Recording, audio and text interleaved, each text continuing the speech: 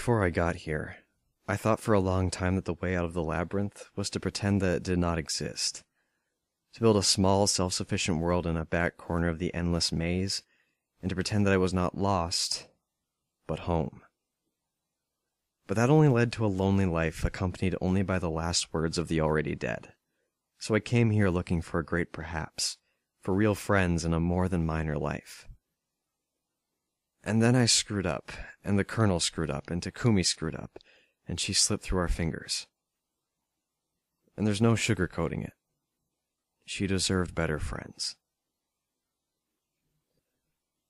When she fucked up all those years ago, just a little girl terrified into paralysis, she collapsed into the enigma of herself. And I could have done that. But I saw where it led for her. So I still believe in the great perhaps. And I can believe in it, in spite of having lost her. Because I will forget her, yes. That which came together will fall apart imperceptibly slowly, and I will forget. But she will forgive my forgetting, just as I forgive her for forgetting me, and the Colonel, and everyone but herself and her mom in those final moments she spent as a person. I know now that she forgives me for being dumb and scared and doing the dumb and scared thing. I know she forgives me, just as her mother forgives her. And here's how I know. I thought at first that she was just dead, just darkness, just a body being eaten by bugs. I thought about her a lot like that, as something's meal. What was her? Green eyes, half a smirk, the soft curves of her legs, would soon be nothing, just the bones I never saw. I thought about the slow process of becoming bone and then fossil, and then the coal that will, in millions of years, be mined by humans of the future, and how they would heat their homes with her, and then she would be smoke billowing out of a smokestack, coating the atmosphere. I still sometimes think that maybe the afterlife is just something we made up to ease the pain of loss, to make our time in the labyrinth bearable.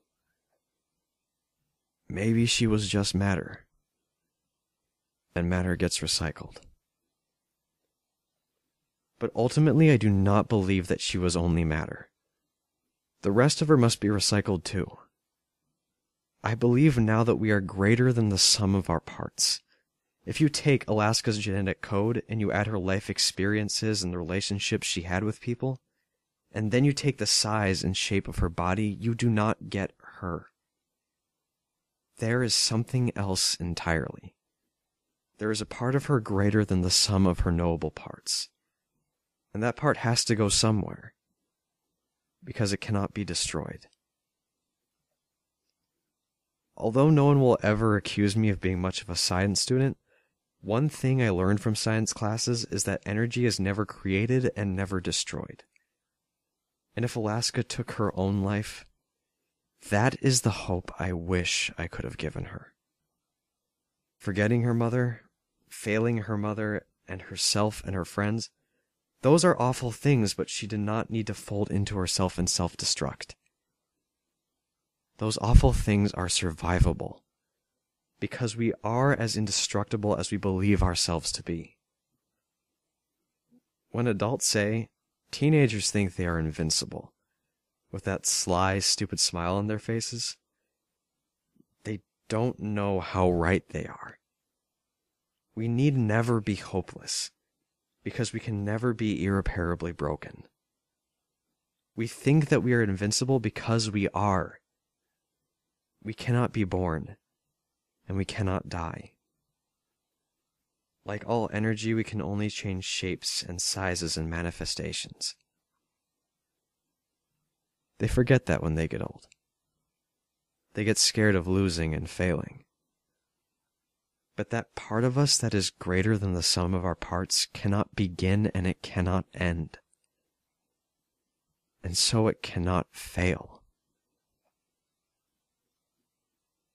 So I know she forgives me.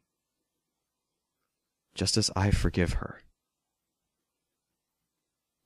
Thomas Edison's last words were, "It's very beautiful over there." I don't know where there is, but I believe it's somewhere. And I hope it's beautiful.